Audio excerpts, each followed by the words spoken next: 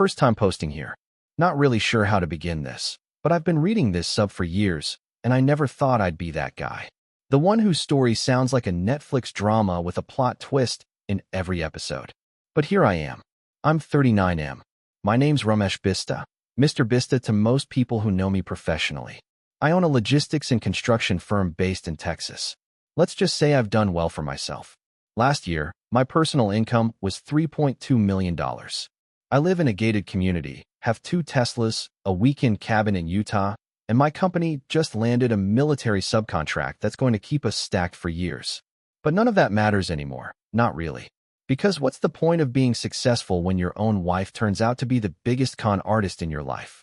I met Sakanya, 33F, or Suxin as I call her, don't ask, 7 years ago at a Chamber of Commerce gala. She was smart, stunning, had this sharpness to her that was magnetic. She said she was a graphic designer with a passion for photography and indie films. Claimed she was working on a gallery exhibition. She made me laugh, made me think, made me feel seen in ways I didn't realize I needed. We got married within a year. Yeah, I know. Fast. But I thought I was finally living the dream. Powerful career, gorgeous wife, dinners with clients where she dazzled them, vacations in Bali, skiing in Zermatt. But here's the thing I want to say right up front, especially to any other guys reading this. The lies don't usually show up all at once. They drip in like a leaky faucet. One drop here, another there.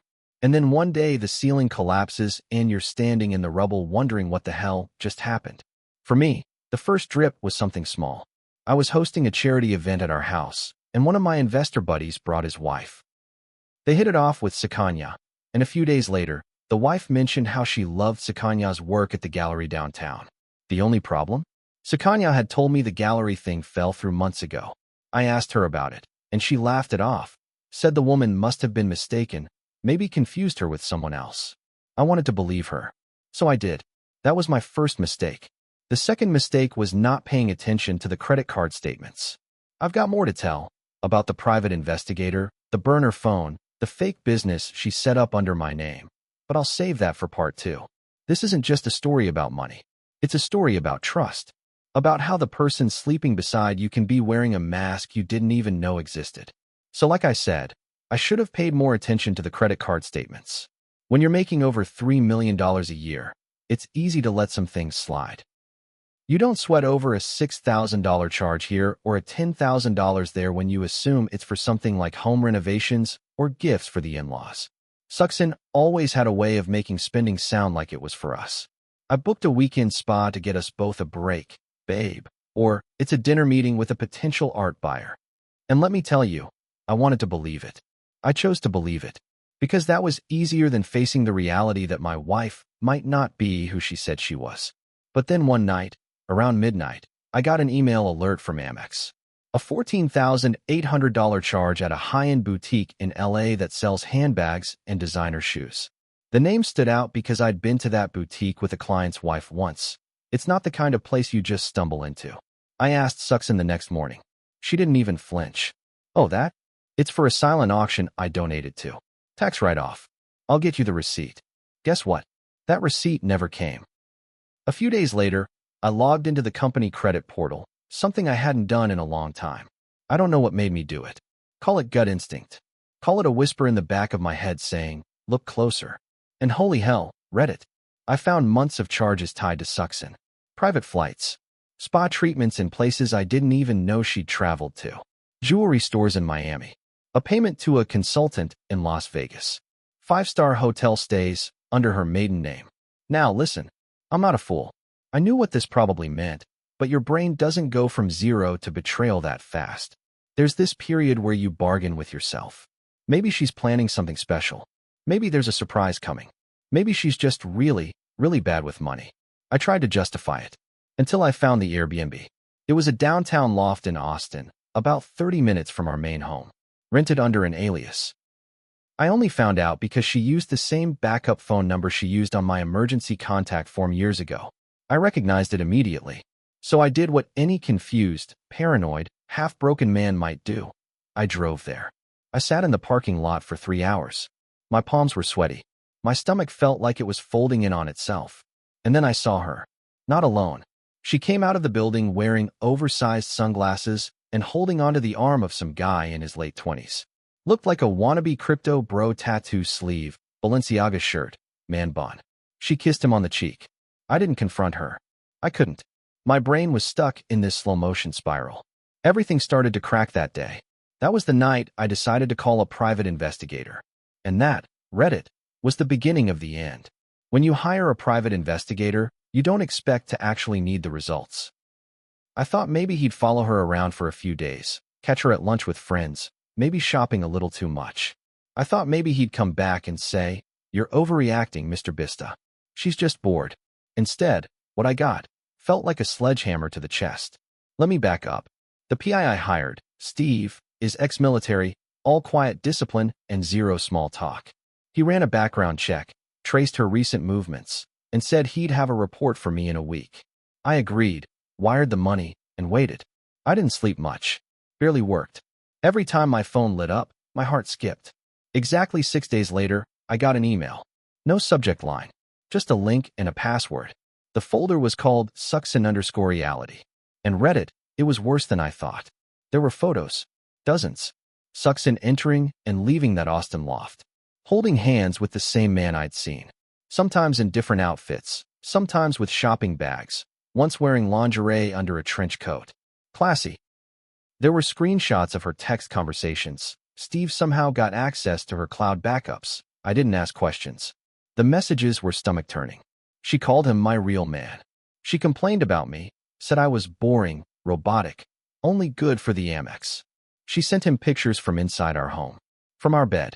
She told him she loved him. That she was so close to getting out. That she'd just wait until the stocks vest. I don't know what hit me harder, the betrayal or the cold business-like way she was calculating her exit. She was waiting for my company's stock to mature in her name. Shares I gave her as a gesture of love and trust when we got married. I thought I was building something with her. Turns out, I was just funding her soft landing with the next guy. I threw up. Like, actually threw up. I sat on the floor of my home office, surrounded by the kind of luxury that meant nothing in that moment, and sobbed like a child. I hadn't cried since my dad died in 2009. But that night, I broke. I felt humiliated, used, small. But I didn't rage. Not yet. Because there's a special kind of pain that comes from realizing the person you trusted most didn't just cheat on you. They planned it. Step by step. Financially, emotionally, strategically.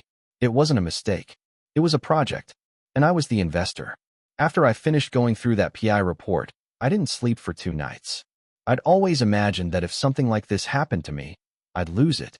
Flip a table, yell, throw her clothes out the window like some movie cliché. But the truth is, when betrayal hits you that hard, the anger doesn't come first. It's a fog. A thick, disorienting fog made of shame, disbelief, and this weird, hollow ache. I rehearsed what I'd say 100 times in the mirror. But nothing prepares you to look the person you love in the eye knowing they've been sleeping with someone else while kissing you goodnight and saying they love you. She came home from a Pilates retreat in Sedona that Sunday. I sat her down in the kitchen. Didn't say anything for a solid 30 seconds. I just watched her open a bottle of Pellegrino and check her phone like everything was normal. Then I slid my laptop across the marble island. I said, "Open it." She raised one eyebrow. "What is this?" "Your greatest hits," I said. "Starring you." Directed by Steve the private investigator. She clicked the folder.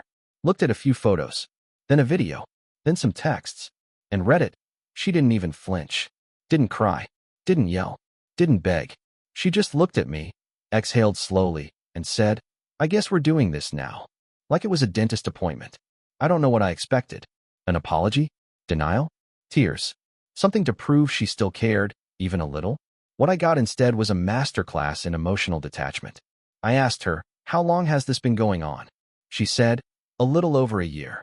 I said, "Was it just him?" She said, "No." That was the second time I had to walk out of my own house to stop myself from breaking down. Not out of rage, but from the sheer weight of it. I was sitting across from someone I built a life with, someone I would have taken a bullet for, and she was casually confirming that she'd been cheating with multiple people. I asked her why, and she gave me the most heartless answer I've ever heard.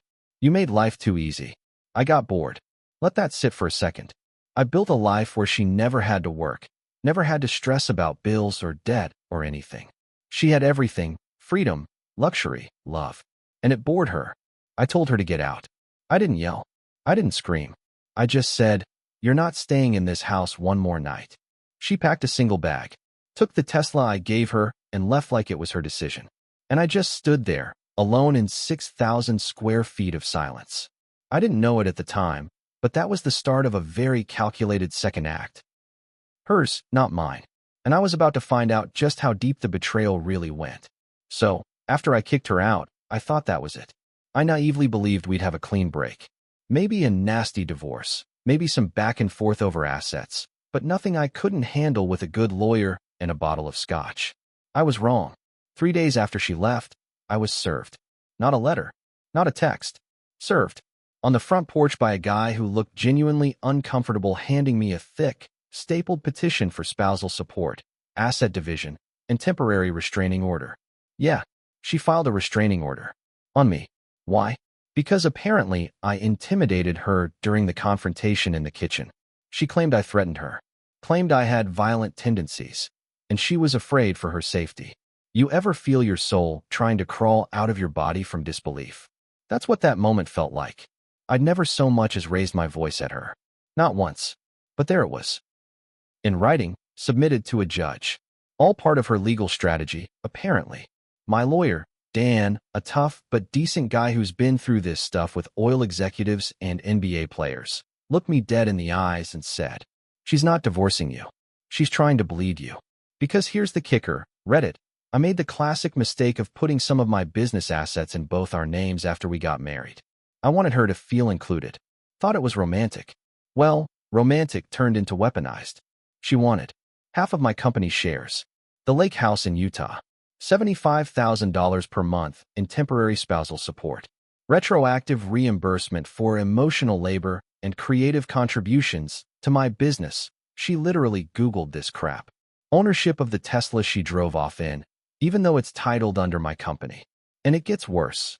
She was already living in that downtown Austin Airbnb full-time, and her new boyfriend was listed as a witness in her filings. This guy? This loser who wears $900 sneakers and sells crypto seminars to college kids was going to testify that I was emotionally abusive.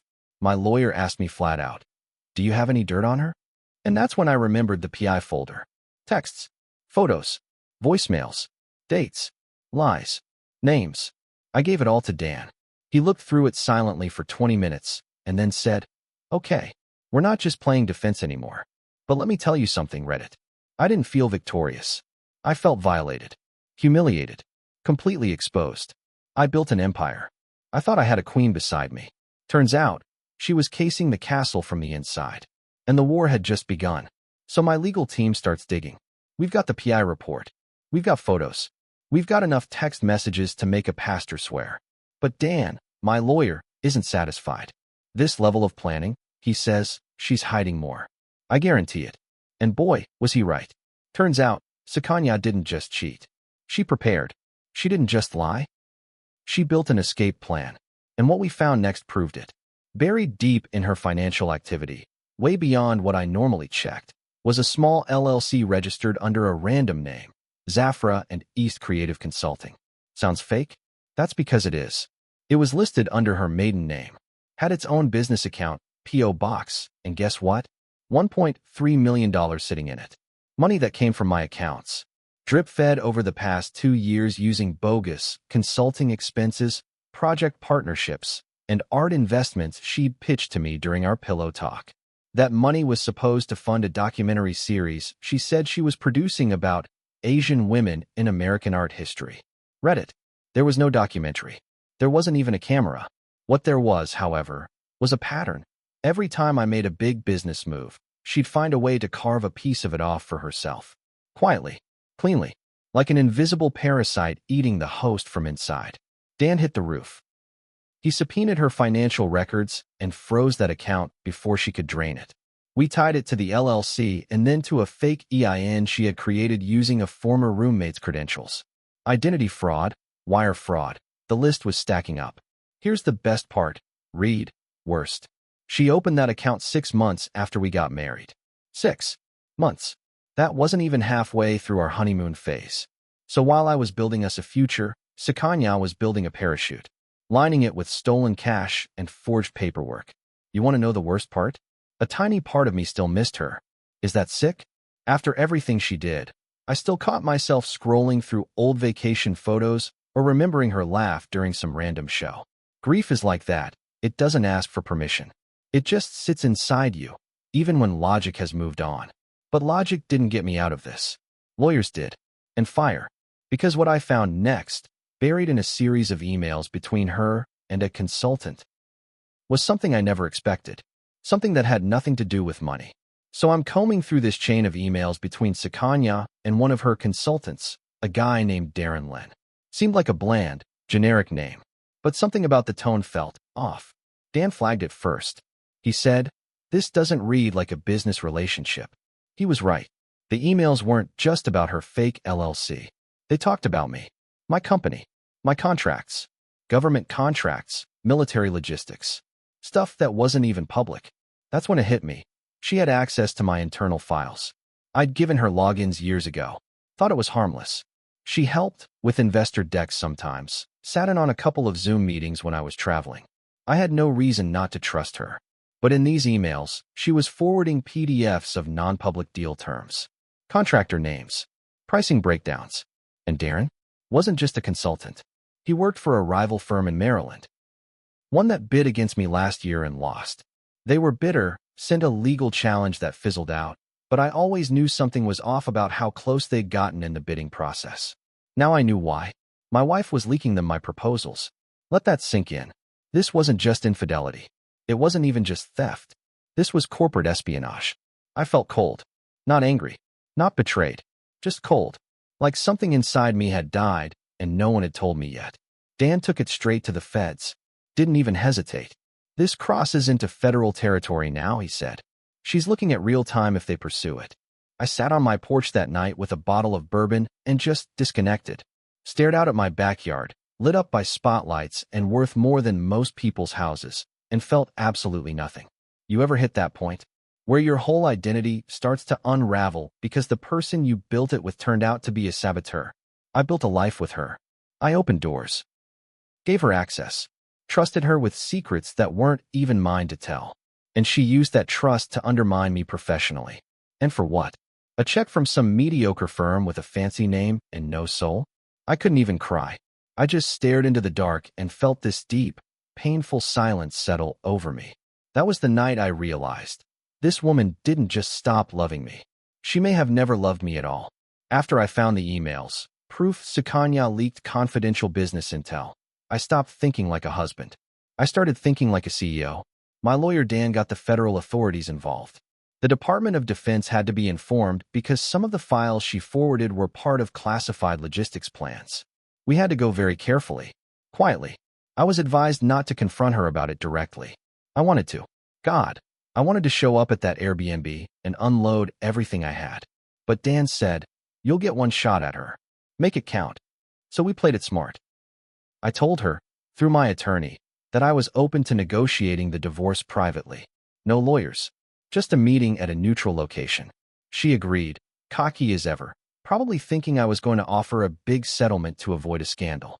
We met at a high-end hotel restaurant. She showed up wearing all black and these ridiculous sunglasses like she was auditioning for a villain role in a Netflix series. No apology. No shame. Just that smug look. First thing she said, "So what's it worth to you to keep this quiet?" I had a folder in my hand. Not the real evidence, just copies. Enough to scare her. I slid it across the table. "Read that, and then tell me what you think it's worth." She flipped through the pages. At first, she didn't react. Then I saw the change. Her posture stiffened. Her eyes stopped moving like they hit a wall. She realized what she was holding. Proof she sent proprietary company files to a competing firm. Proof she built a shell company with embezzled funds. Proof she had at least 2 fraudulent documents submitted in my name. She closed the folder, leaned back, and smiled. "You wouldn't actually go public, why?" It was the first time I saw the real her, stripped of the charm, the performance, the practiced lies. Just a scared, cornered woman who finally realized she was no longer in control. She didn't say a word. I stood up, looked her in the eyes, and said something I hadn't planned until that very second. You could have just left.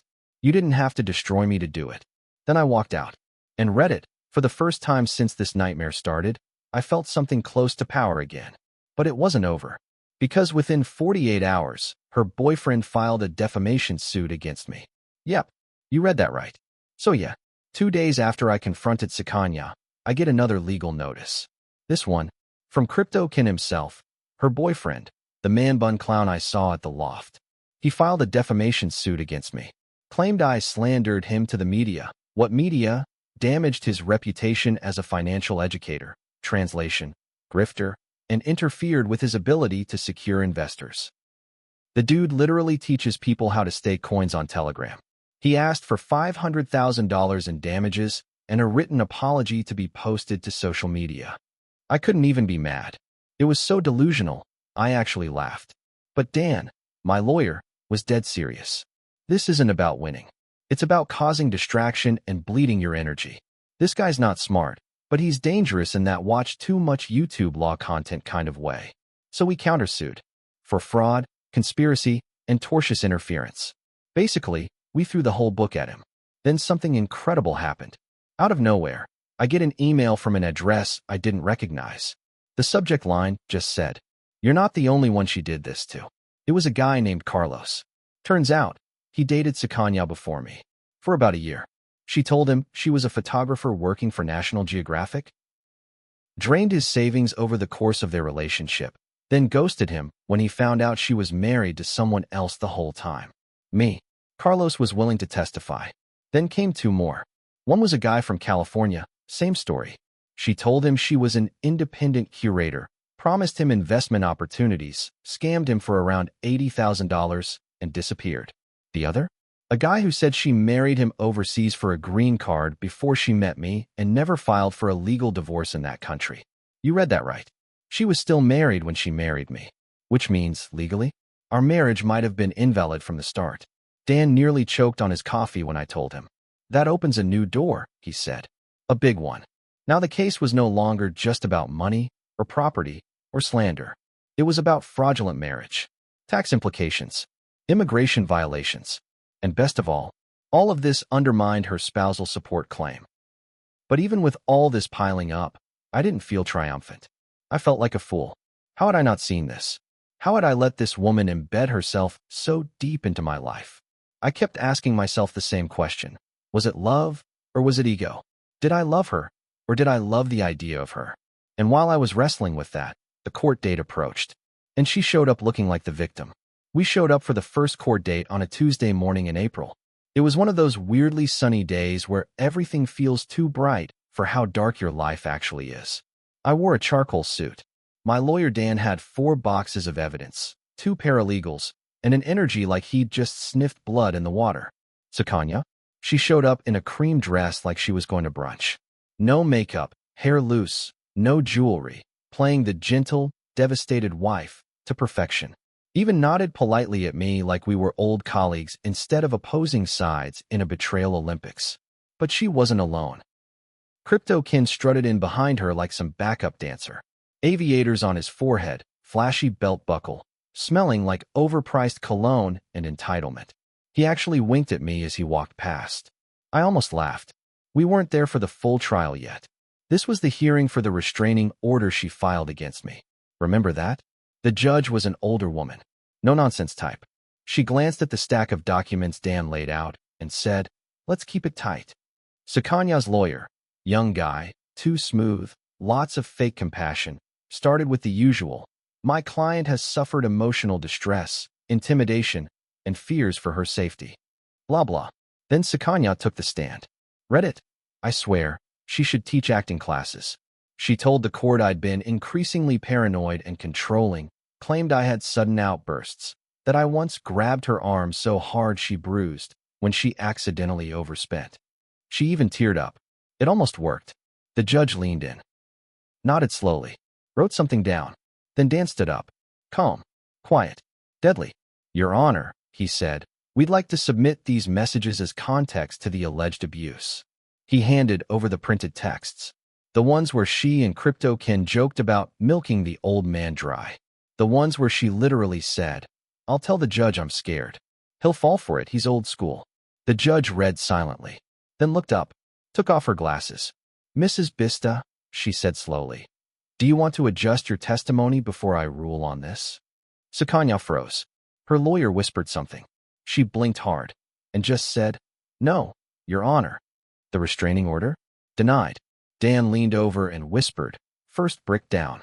But that wasn't the win that really mattered.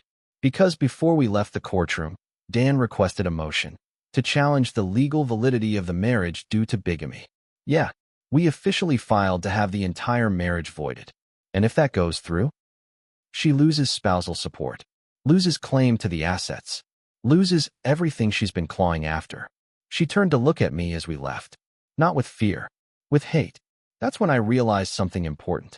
This wasn't just about money for her. It was about control. And now that she was losing it, she'd rather burn the whole thing down. Right after the court date, things went sideways in a way I wasn't ready for. Out of nowhere, a few news blogs picked up on the drama, mainly local gossip sites, and spun a story about me being the controlling millionaire husband and Sukanya, the victimized wife. One site even claimed I blew up when she tried to ask about money. They quoted a source close to the family, which was obviously her camp leaking fake dirt. I'm a pretty private guy, so this hit me hard. It wasn't just about my public image. It was the lies spreading, painting me as the bad guy when I was the one being betrayed and taken advantage of. I felt furious. Like all my years of grinding, building my business, securing contracts, working overtime, were being erased and twisted. And at the same time, it was humiliating. I'd been so blindsided by her lies and deception, and now the world thought I was the problem. Dan advised me to stay quiet publicly. Don't feed the trolls, he said. But inside, I was screaming. That night I sat in my office, surrounded by the trappings of everything I'd built, screens with financial reports, framed photos of my kids, my company's awards, and felt completely alone. My trust was shattered, my reputation under attack, and the woman I thought was my partner, using the system and the media against me. I thought about how much money I'd spent on her, millions over the years.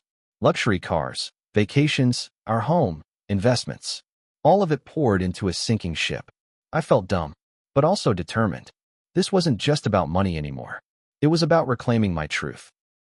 I started writing down every detail, every lie, every shady email, every broken promise. And I made a decision. I wasn't going to let her rewrite our story. I knew going public could backfire big time. But sitting quiet wasn't an option anymore. So I did something risky. I wrote a post on LinkedIn.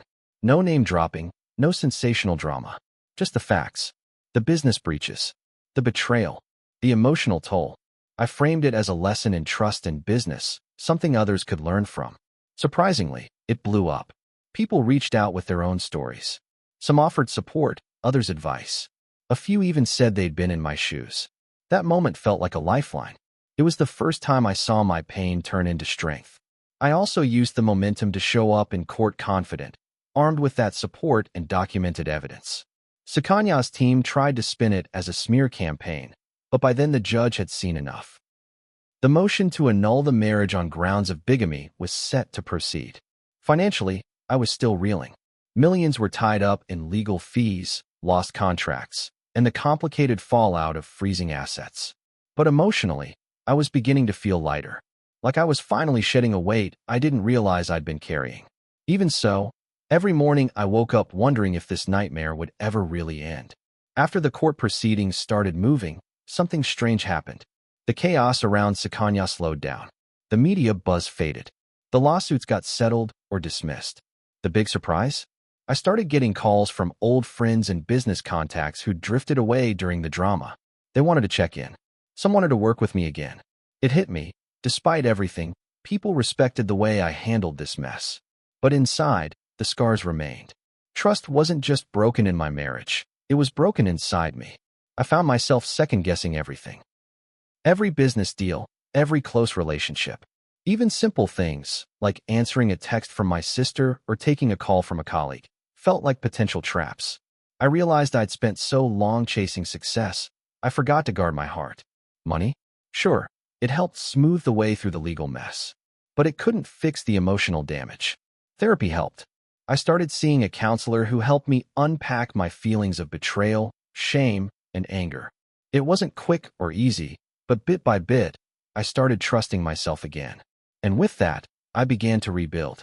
I restructured my business to separate personal and professional finances tighter than ever. I reconnected with my kids, who had been caught in the crossfire. I stopped rushing into new relationships.